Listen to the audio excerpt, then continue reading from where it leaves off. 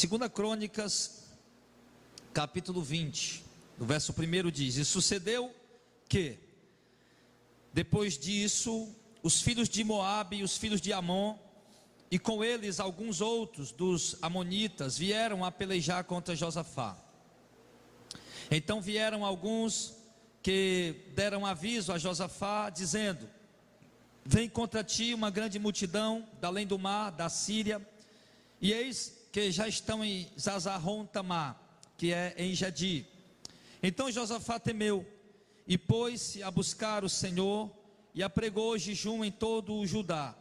E Judá se ajuntou para pedir socorro ao Senhor. Também de todas as cidades de Judá vieram para buscarem o Senhor. E pôs-se Josafá em pé na congregação de Judá e de Jerusalém, na casa do Senhor, diante do pátio novo, e disse: Ah, Senhor, Deus de nossos pais, porventura não és tu Deus nos céus? Pois tu és dominador sobre todos os reinos das gentes, e na tua mão há força e poder, e não há quem te possa resistir. Porventura, ó Deus nosso, não lançaste tu fora os moradores dessa terra, e diante do teu povo de Israel, e não a deste semente a Abraão, teu amigo, para sempre? E habitaram nela, e edificaram nela um santuário ao teu nome, dizendo: Se algum mal nos sobrevier, espada, juízo, peste ou fome, nós nos apresentaremos diante desta casa e diante de ti, pois teu nome está nesta casa, e clamaremos a ti na nossa angústia, e tu nos ouvirás e livrarás. Agora, pois, eis que os filhos de Amon e de Moabe, e os das montanhas de Seir, pelos quais não permitiste que passasse Israel, quando vinha da terra do Egito, mas deles se desviaram e não os destruíram, eis que nos dão o pago, vindo para lançar-nos fora da herança que nos fizeste herdar. Ah, Deus nosso, porventura não os julgarás? Porque em nós não há força perante esta grande multidão que vem contra nós, e não sabemos nós o que faremos. Porém os nossos olhos estão postos em ti. E todo Judá estava em pé perante o Senhor, como também as suas crianças e as mulheres e os seus filhos. Amém e glória a Deus. Os irmãos podem se sentar, em nome de Jesus. Vamos trazer aqui a meditação, em nome do Senhor. Amados, eu quero falar, aliás, essa manhã, sobre a confiança em Deus. Nós sabemos que vivemos num mundo de muitas tribulações e lutas e adversidades. Sabemos que há oposição contra nós todos os dias, e essa oposição ela se dá principalmente por conta da nossa fé em Deus. Essa oposição se dá principalmente, exclusivamente, na maioria das vezes, por conta de sermos homens e mulheres de Deus. Nós sabemos que quando éramos do mundo, nós tínhamos problemas. Quando nós éramos do mundo, nós tínhamos dificuldades. Quando nós éramos do mundo, nós passávamos lutas e adversidades. Mas quando nós nos convertemos a Cristo, quando nós nos convertemos ao Evangelho, nós sabemos que essas lutas, elas aumentam, essas batalhas, elas aumentam, e o motivo pelos quais elas vêm contra nós mudam. Porque antes nós servíamos ao diabo, servíamos a Satanás e aos prazeres da carne. Agora estamos servindo a Deus. Tínhamos as lutas, a dificuldade, as lutas cotidianas, as lutas normais do dia a dia. Sim, nós éramos servos de Satanás, escravos do diabo, já estávamos nas mãos dele. Mas agora nós somos inimigos dele, nós somos inimigos dele, na verdade.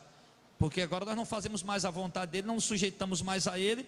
Agora nos sujeitamos a Deus e servimos a Deus. Então agora ele se tornou um opositor para nós, se tornou um inimigo ferrenho para nós, ao ponto dele embaraçar muitas vezes o casamento dos irmãos, dele embaraçar muitas vezes os relacionamentos dos irmãos, o trabalho, o emprego, dele lançar contra você tentações, dele tentar embaraçar o teu caminho na presença de Deus, tentar ofuscar o brilho de Deus na tua vida.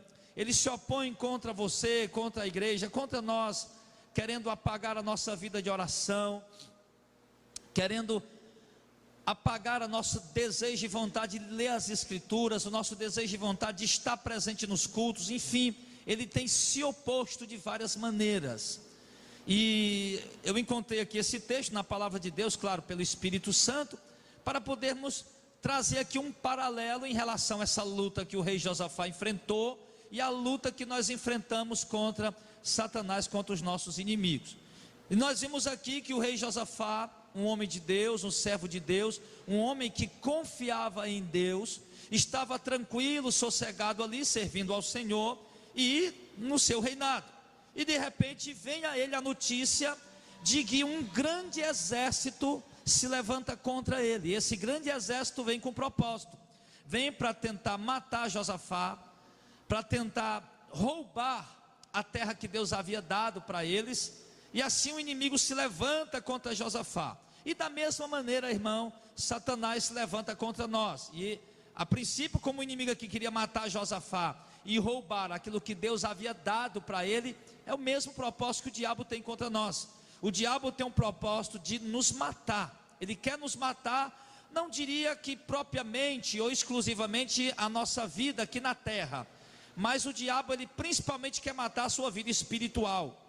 Ele quer trabalhar, ele trabalha de uma maneira para matar a sua vida espiritual, para roubar a sua vida espiritual, e para roubar aquilo que Deus tem te dado, não de coisas terrenas, porque a gente pode perder tudo aqui nessa terra, e podemos não ter nada, mas continuamos tendo fé em Deus, nós continuamos ainda assim ricos da glória e da presença de Deus. Então o diabo, ele quer matar a sua vida espiritual, e quer roubar aquilo que Deus lhe deu, que é a sua salvação, que é a vida eterna, que é a herança eterna com o Senhor. Então, assim como o inimigo levantou-se aqui com um grande exército, um exército poderoso, para vir contra Josafá, da mesma maneira, amados irmãos, ele tem se levantado contra nós. Você pode perceber as lutas que você passa no dia a dia, as adversidades que você enfrenta no seu dia a dia.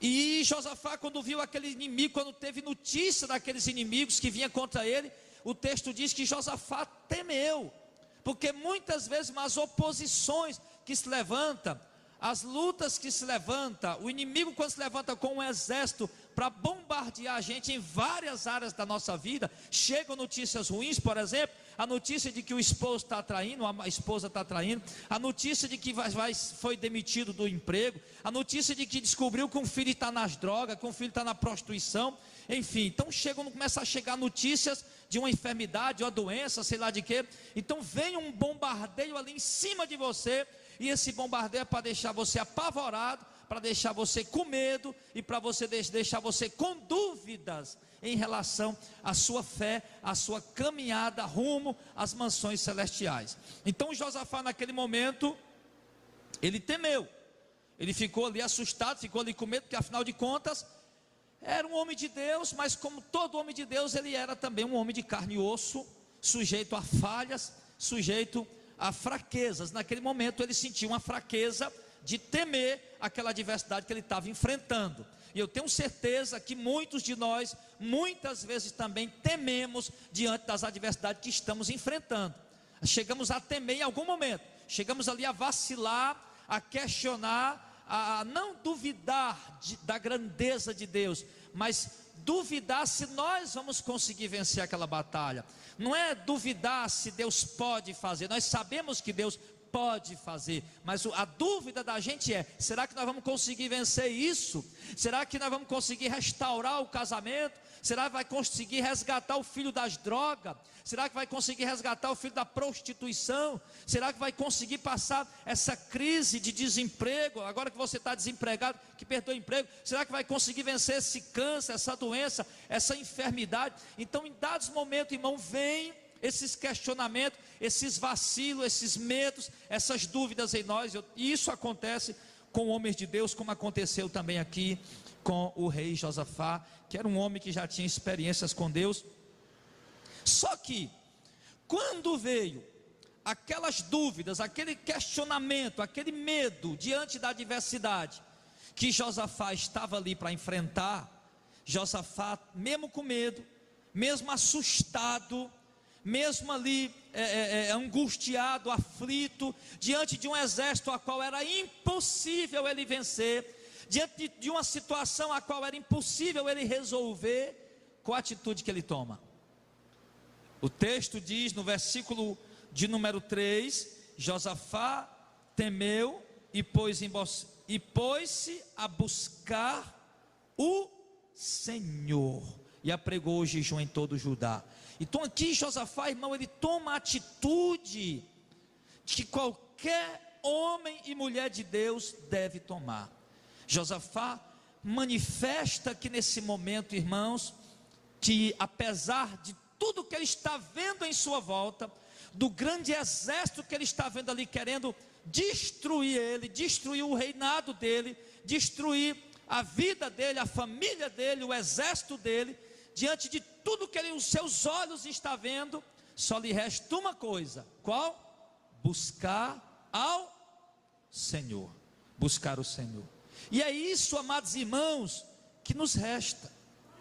É isso que diante das lutas que temos enfrentado, a Bíblia diz que a nossa fé vence o mundo, ou seja, eu não posso vencer o mundo por mim mesmo.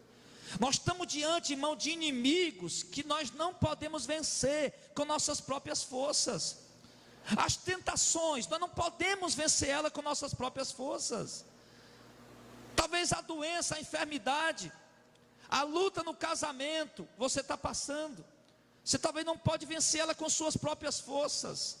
A frieza espiritual, o desânimo, você talvez não possa vencer ela com as suas próprias forças. Com certeza você não pode. Então nesse momento, irmão, o mundo que está aí depravado, pervertido, porque tudo isso que eu estou falando, tudo isso que acontece, é uma doença, é uma enfermidade, é uma luta financeira, é uma luta no casamento, seja o que for, tudo está lutando para tentar te tirar da presença de Deus. Tudo. O propósito é esse, só tem um alvo. O alvo é você, e o propósito, tirar você da presença de Deus. E isso é o propósito que o diabo está colocando. Toda tentação que o diabo envia é para tirar você da presença de Deus, é para roubar você da presença do Senhor. Então tudo está acontecendo, o alvo é você e o propósito é esse. Então você deve estar aí se sentindo talvez cansado, você deve estar aí talvez se sentindo abatido, com medo, desanimado, achando que não vai conseguir vencer essa luta. Você vê a sua vida espiritual minguando cada dia mais, você se vê morrendo espiritual cada dia mais, você se vê cada vez mais distante de resolver o problema, distante de resolver a situação, de ter a solução dessa situação. Então agora que você deve fazer só uma coisa: orar, buscar o Senhor. Foi isso que Josafá fez. E isso, irmão, está faltando na igreja hoje. Buscar a Deus.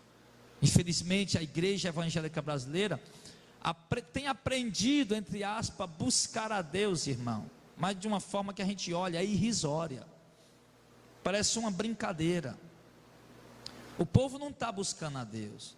Por exemplo, as mães que estão com o filho nas drogas estão buscando a Deus aonde? Numa campanha lá, numa igreja herege, numa corrente lá dentro de uma igreja herege. As pessoas estão passando por problema financeiro, estão lutando, buscando a Deus aonde lá? Com envelope ungido para resolver o problema. As pessoas estão passando luta no casamento, estão buscando a Deus, estão buscando a Deus lá com a rosa ungida, para tentar trazer harmonia para dentro da casa. Então é essa maneira que as pessoas estão aprendendo a buscar a Deus. Mas isso não demonstra confiança em Deus. Essa forma que a igreja evangélica brasileira tem aprendido a buscar a Deus não demonstra confiança em Deus. É uma forma errada. Porque nós, irmão, não podemos nos dar ao luxo de buscar a Deus do jeito que nós queremos. Nós temos que buscar a Deus do jeito que Ele quer ser buscado.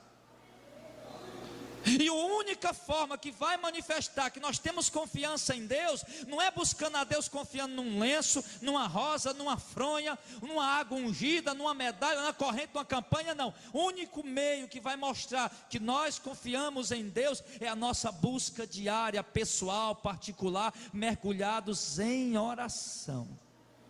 Isso vai mostrar a nossa confiança em Deus. Aquele homem, quando ele diz que ele pôs-se a buscar a Deus, a Bíblia diz que ele foi orar. Você vê ali que ele reuniu toda a cidade, apregoou um jejum, vai jejuar mulher, menino, todo mundo, vai ficar em jejum e vamos orar, vamos buscar a Deus. E ali, meu irmão, eles se colocaram a buscar o Senhor. Toda a cidade ali, o rei chegou diante de todo mundo, foi o primeiro que se humilhou. Dobrou o joelho ali, começou a orar, começou a clamar, começou a se humilhar perante Deus. É isso, irmão, que está faltando em nós. Nós vamos vencer as tentações, irmão. Um certo dia um irmão falou para mim: pastor, ele não congrega aqui, pastor, eu estou passando uma luta muito grande, estou viciado em pornografia. Viciado em pornografia, um crente, um evangélico. Eu digo: filho, você vai vencer isso orando, buscando a Deus para Ele te dar força para você vencer isso. Então, irmão, tem luta que nós não fazemos ideia, tem gente enfrentando luta, inimigos que nós não fazemos ideia, e nós vamos vencer isso, irmão, orando. Temos que propor em nosso coração a buscar a Deus. Josafá não podia resolver, ele diz: rapaz, só tem uma coisa, eu vou buscar a Deus. E começou a orar. E olha a oração dele: primeiro ele exalta o Senhor, engrandece a Deus, reconhece a majestade do Senhor, fala para Deus que sabe, que conhece, que lembra, que quando Deus tirou o povo do Egito, Deus veio destruindo tudo que era nação, mesmo sem o povo ter habilidade de guerra, mas Deus foi dando vitória ao povo. E agora aquele povo que Deus deixou ali restar, os amonitas, os moabitas, que Deus não permitiu Israel destruir eles, ao invés deles agradecer Israel, não, agora eles vêm agradecer Israel querendo destruir Israel, e ele vai falando isso na oração. E aí o rei Ezequias, ele reconhece que em Deus há força para vencer tudo, mas neles não há força para vencer aquele exército. E ele diz muito claramente: Senhor, que em nós não há força para vencer tão grande multidão. Ele diz isso: em nós não há força para vencer tamanho exército, em nós não há força para vencer tamanha batalha. No verso número 12 ele fala isso: é uma multidão muito grande, Senhor, e nós não temos força para vencer eles, nós não temos força para vencer esse exército, para vencer essa batalha. Então aquele homem, irmão, ele busca a Deus e apresenta a Deus o que está acontecendo na sua oração. Ele fala para Deus que conhece os feitos de Deus no passado e sabe que Deus não mudou e pode também fazer no presente. E o mesmo Deus ao qual o rei Ezequias estava orando é o mesmo Deus a quem nós servimos hoje. Quando Ezequias estava fazendo essa oração, meu irmão, já havia mais de 500 anos que o povo de Deus estava ali naquela terra, que Deus tinha realizado aquelas obras, mas Ezequias está reconhecendo que aquele Deus que operou há 500 anos é o mesmo Deus que ele sabe que pode operar naquela hora. E nós temos, irmão, que ter também essa convicção diante das lutas que nós enfrentamos.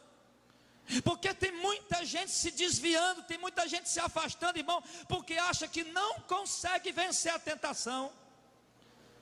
Eu já encontrei com tanta gente desviada dizendo: não, eu me desviei porque eu não consegui vencer, eu fui tentado demais.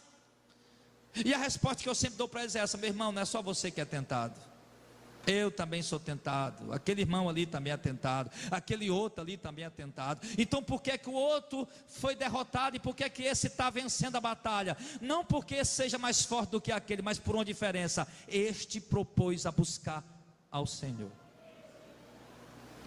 E o homem que se propõe a buscar a Deus, e você vê que Ezequias está reconhecendo a fraqueza dele: em nós não há força para vencer esta grande multidão. Então, irmão, nós temos que, a nossa confiança em Deus, nós temos que confiar a Deus, irmão, ao ponto de confessar a Ele nossa fraqueza. Senhor, eu estou sendo tentado sexualmente, e em mim não há força para resistir a essa tentação.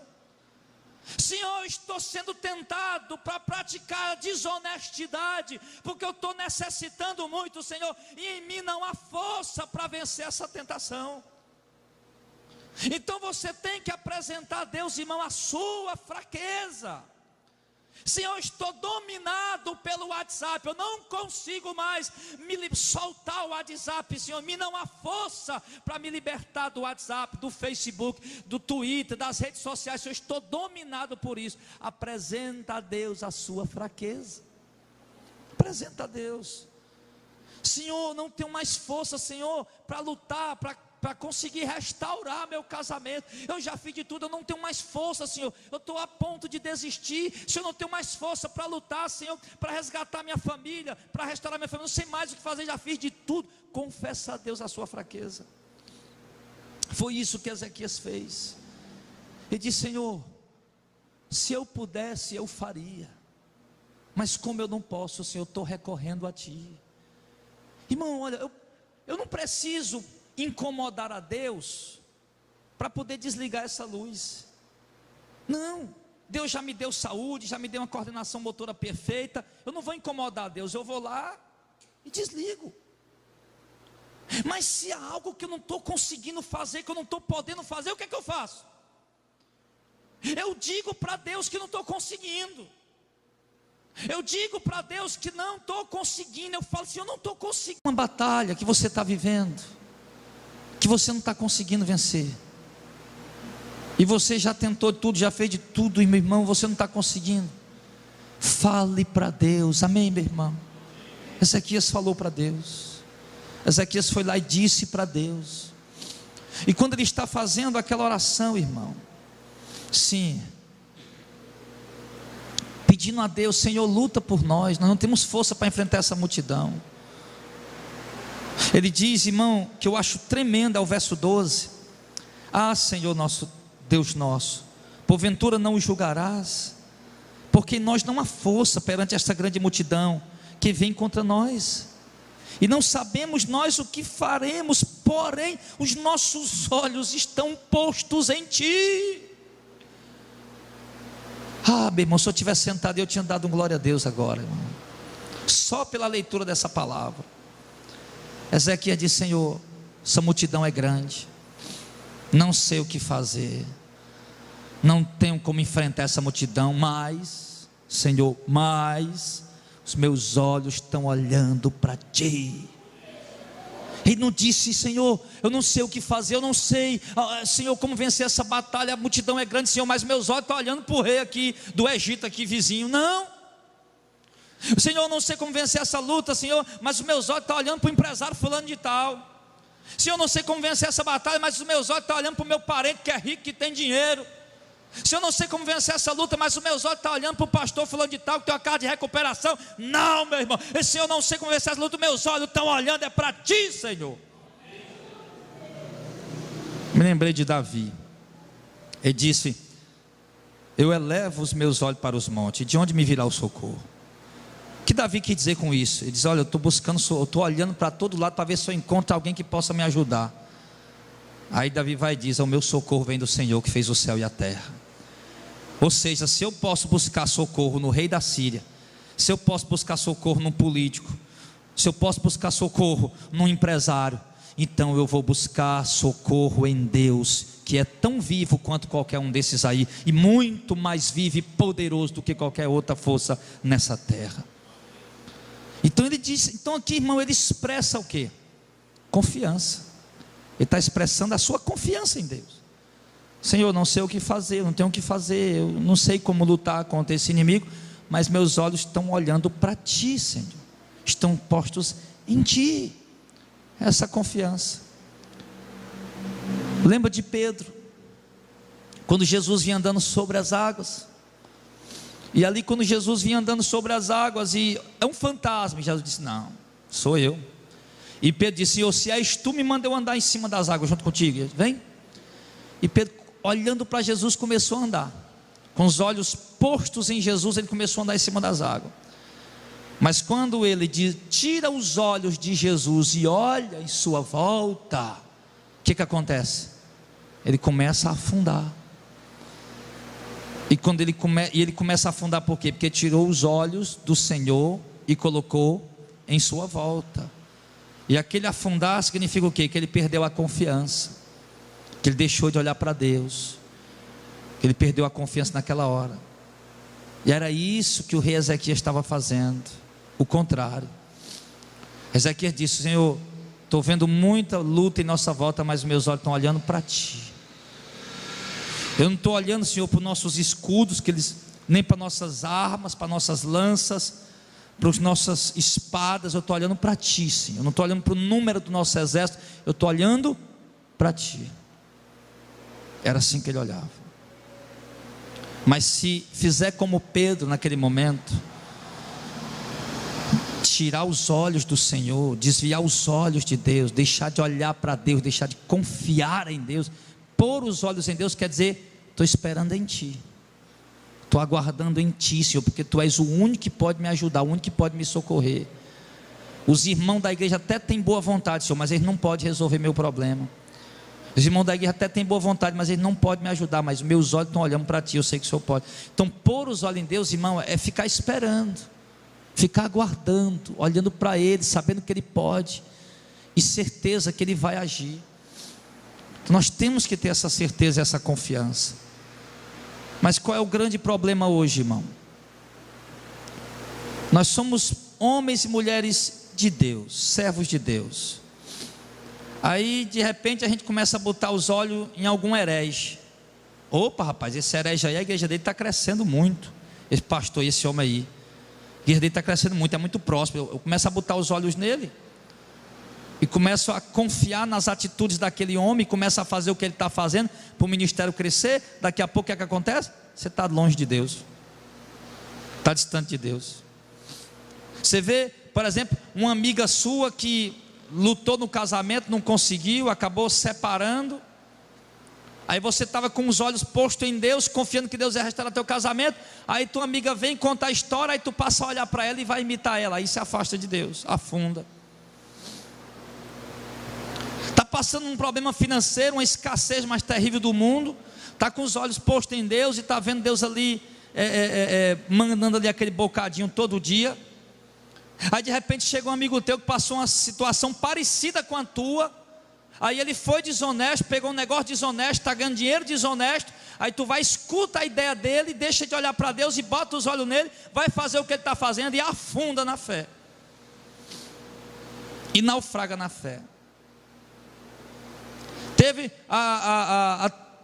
Foi traída pelo marido, está conseguindo superar a situação, vencer a situação, curar a situação. Aí de repente chega uma amiga tua e diz que não, foi traída e pagou na mesma moeda. Aí tu que estava olhando em Deus, confiando em Deus, vai e deixa de olhar para Deus, confiar em Deus e vai fazer o que ela fez. Então, meu irmão, o rei Ezequias mostrou a sua confiança, dizendo: Senhor, meus olhos estão postos em Ti. O rei da Síria vai mandar me oferecer ajuda em troca de favores, mas não, Senhor, meus olhos estão olhando para Ti. Ou seja, aquele homem estava esperando em Deus e confiando em Deus. Davi disse no Salmo 40 o quê? Esperei com confiança no Senhor, e Ele se inclinou para mim e ouviu quando eu clamei por socorro. Então o homem de Deus, a mulher de Deus tem que andar, irmão, olhando para quem? Para Deus. Com os olhos postos em quem? Em Deus. Não adianta nem estar olhando para o lado, para a luta, para o problema, para a adversidade. Não, olha para Deus. Não olhe para as suas forças não. Um grande problema nosso é que a gente olha para a nossa capacidade. É isso que afunda muito crente. Está diante de uma luta terrível, ele olha para a capacidade dele, essa luta eu não posso vencer. Aí ele já vai e se desvia. Não olha para a tua capacidade, porque o rei Ezequias reconheceu que não podia. Mas ao olhar para a capacidade de Deus, ele viu que Deus podia, e então ele disse: então eu porei meus olhos no Senhor e esperarei o Senhor agir. Aí quando eles estão orando, passando aqui para outro momento, no versículo 13, estão ali orando, buscando a Deus, falando da confiança que eles estão tendo em Deus. E todo Judá estava em pé perante o Senhor, como também as suas crianças, as suas mulheres e os filhos.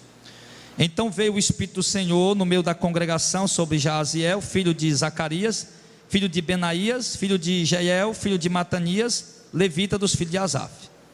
E Jaaziel disse: dai ouvidos todo Judá, e vós moradores de Jerusalém, e tu, ó rei Josafá, assim diz o Senhor: não temais, nem vos assusteis, por causa desta grande multidão, pois a peleja não é vossa, senão de Deus.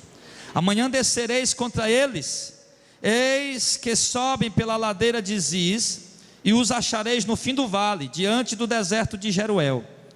Nesta peleja não tereis de pelejar, parai, estai em pé e vede a salvação do Senhor para convosco, ó Judá e Jerusalém. Não temais, nem vos assusteis, amanhã sairei ao encontro, porque o Senhor será convosco. Então entenda bem o seguinte, irmão, uma coisa para a gente poder continuar. Eles estavam orando, pedindo a Deus ajuda, socorro, porque neles não havia força. Oraram de coração, com sinceridade, expondo suas fraquezas e dizendo a Deus que a única ajuda deles podia vir da parte do Senhor. Então o que acontece? O Espírito do Senhor vem sobre alguém que está ali, e então aqui, o Espírito de Deus fala por meio daquele homem dizendo o quê? Deus ouviu a nossa oração, vocês não vão precisar lutar, vão até lá, subam o monte e vocês vão ver a vitória que Deus vai dar, porque vocês não vão ter que pelejar. Então Deus traz essa resposta e dá essa resposta. E que resposta maravilhosa, né, irmão? Você não vai ter que pelejar, a peleja é do Senhor. Vão apenas lá e vocês vão ver o livramento que Deus vai dar. Então eles recebem essa resposta. E eu entendo aqui, irmão, nesse momento, nessa palavra, que se nós propomos em nosso coração, como Josafá, em buscar o Senhor, e de fato abrimos o nosso coração, reconhecemos nossa fraqueza e clamamos pelo socorro do Senhor, Ele vai nos dar resposta. Quando esse clamor é feito com sinceridade, Ele vai nos dar resposta. Não adianta só ficar com os olhos fechados, abrindo a Bíblia, deixa eu ver o que Deus vai falar. Isso não funciona. Isso não funciona, tá?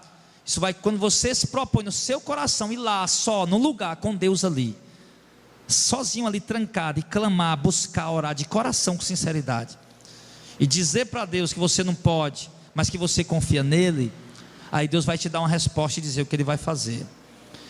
E quando Deus lhe der essa resposta, meu irmão, dizendo o que Ele vai fazer, pode confiar nela, não tenha dúvida não. Foi o que o rei Josafá fez, o rei Ezequias fez. Ele disse, o rei Josafá disse no verso 18, quando ele recebeu a resposta: então Josafá se prostrou com o rosto em terra, e todo o Judá e os moradores de Jerusalém, e se lançaram perante o Senhor, adorando o Senhor.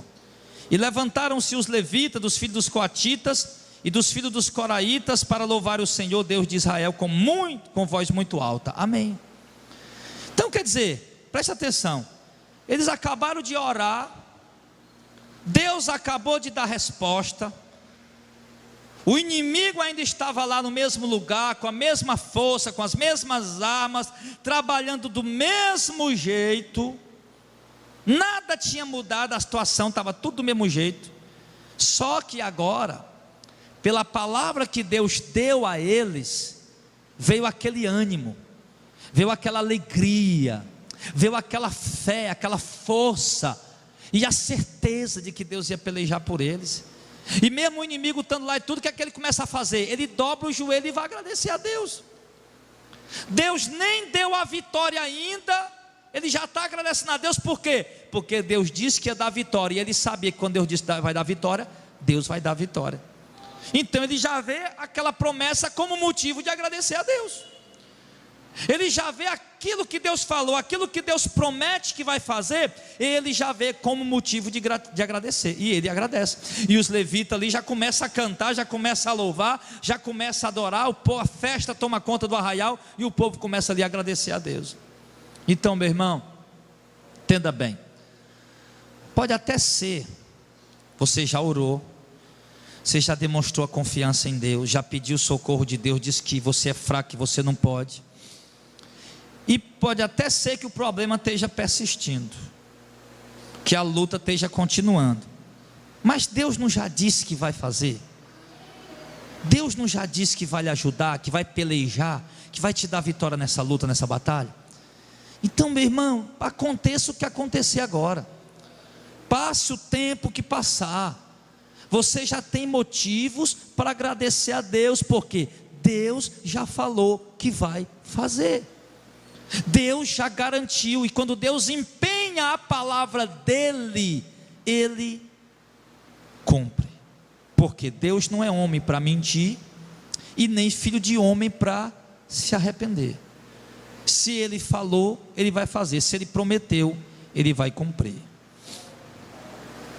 Eu estava dizendo ontem aos obreiros aqui na reunião, a última reunião aqui da preparação dos obreiros, eu estava dizendo para eles que há muitos anos atrás, quando a gente começou o ministério, e a gente entrando dentro das favelas evangelizando, eu disse a eles que um dia eu estava evangelizando lá, era tarde, era depois de 10 horas da manhã, 10, 11 horas da manhã, e o sol sapecando tudo, a gente evangelizando, entrando, entregando folheto, convidando o povo, e a gente não vinha ninguém para o culto, não vinha ninguém, e eu me lembro que naquele dia, Deus ele falou comigo muito forte, não foi apenas, porque por exemplo, nós estamos diante de um texto em que Deus está falando para Josafá, não é para nós, Deus está falando aqui para Josafá, mas dentro desse texto, nós temos vários exemplos como Deus fala, né? E o texto mostra atitudes de confiança em Deus, né? Traz exemplos para nós, como nós temos que fazer em meio das adversidades. Então, de repente numa pregação como essa, num momento como esse, numa palavra como essa, mesmo Deus tendo falado para Josafá, a palavra ela entra no nosso coração ali, com aquela fé, com aquela força, com aquele poder, como o próprio Espírito de Deus falando para nós, claro, não o que ele propriamente falou para Josafá, mas falando algo especificamente para você, dentro da palavra. Foi isso que aconteceu comigo naquele dia, e ali, Deus falou comigo ali num texto sagrado, no Salmo 126, Deus dizendo, ali eu saí triste, tão triste, irmão, e Deus dizia para mim naquele texto, eu lendo aquele texto, Deus falando, queimando no meu coração, dizendo, os que com lágrimas semeiam, com júbilo colherão, os que saem caminhando e chorando, enquanto leva a preciosa semente, voltará sem dúvida com alegria, trazendo consigo a sua colheita. E ontem eu falava isso para os obreiros, eu vendo aqui vários obreiros para ser consagrado, além dos outros vários obreiros que já tem, eu dizendo, irmão, nós entramos sozinhos, não tinha ninguém, nós éramos só nós, e Deus ali fez uma promessa, falou que ia fazer, aquela palavra entrou no meu coração com tanta força, e hoje eu vejo Deus cumprindo aquilo que Ele disse. Passou-se anos para Ele cumprir, mas Ele disse que ia fazer, então Ele fez, e está fazendo. Então, irmão, por isso Josafá se alegrou, porque exatamente era o que ele queria que Deus falasse com ele, já ali pronto, já foi o suficiente, Deus já falou, pronto, agora eu só vou esperar Deus fazer. Nós temos, irmãos, isso fala de quê? Isso fala de fé, isso mostra a fé que aquele homem teve, isso mostra a confiança que aquele homem teve na palavra de Deus. Mas o grande problema da igreja hoje, irmão, é que nós não confiamos na palavra de Deus, nós não confiamos naquilo que Deus fala.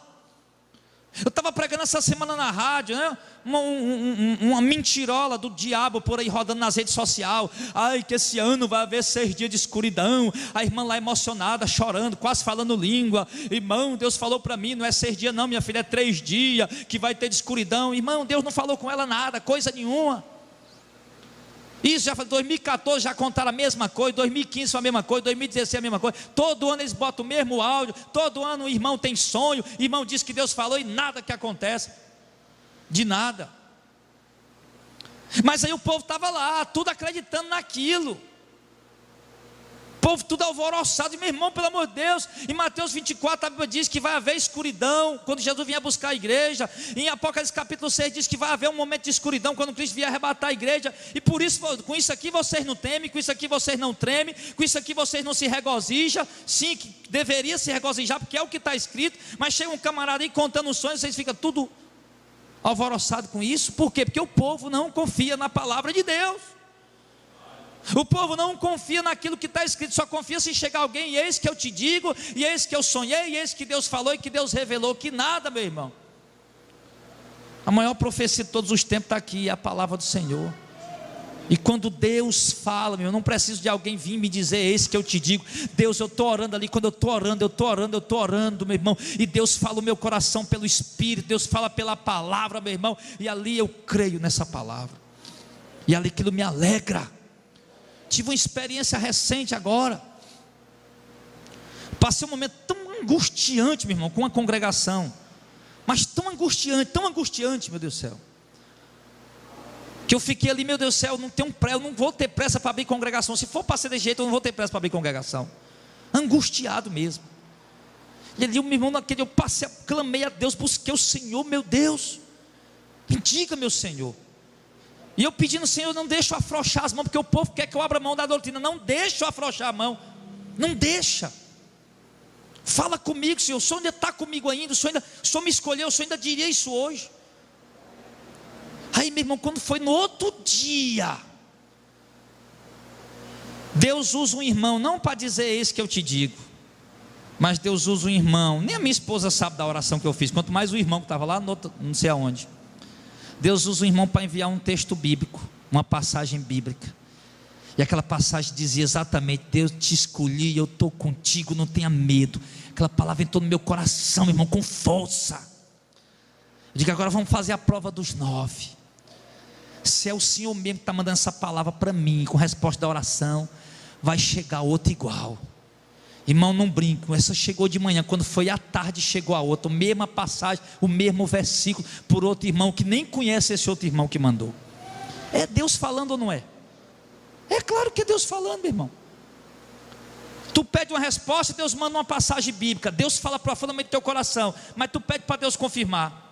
Senhor, se é o Senhor mesmo, manda essa passagem chegar por outra pessoa também, a mesma passagem, para confirmar. Aí Deus usa outro irmão que nem conhece o primeiro, nunca viu o primeiro que mandou, não sabe nem quem é, que mora em cidades diferentes, nenhum tem um contato com o outro, e manda a mesma passagem bíblica. Quem foi que fez isso? Foi Deus. Então, meu irmão, dali eu me levantei da minha oração, como Davi, troquei as vestes, tomei banho e fui comer, me alegrar na presença de Deus, e ter a convicção: Senhor, o Senhor respondeu, está aqui, agora eu posso confiar. Então, meu irmão, Deus é um Deus que responde a oração, Deus é um Deus que fala. O que está faltando para Deus falar contigo, o que é? É você orar, é você buscar. Ah, pastor, Deus não falou comigo. Mas não falou por quê? Porque você não orou com sinceridade, você não orou com insistência, com persistência, com verdade. Na hora que você fizer isso, você vai ver, Deus vai falar. E pode confiar que na hora que Ele falar, meu irmão, pode levantar e dizer: glória a Deus, meu Pai, amém. Se Ele disser que vai fazer, Ele vai fazer. Ele disser que vai resolver, Ele vai resolver. Foi o que eu disse para Josafá: Josafá, tu nem vai ter que lutar, eu vou vencer essa luta por ti. Josafá começou a cantar, a orar, agradecer a Deus. Mas Deus disse: mas vá para o monte, você vai ver o livramento. Aí Josafá foi. Verso 20.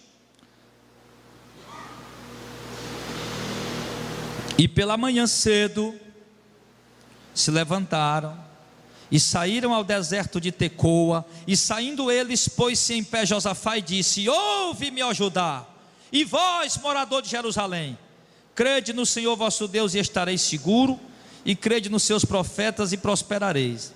E aconselhou-se com o povo e ordenou cantores para o Senhor, que louvassem a majestade santa. Oh, meu Deus do céu! Saindo diante dos armados e dizendo: louvai ao Senhor, porque a sua benignidade dura para sempre.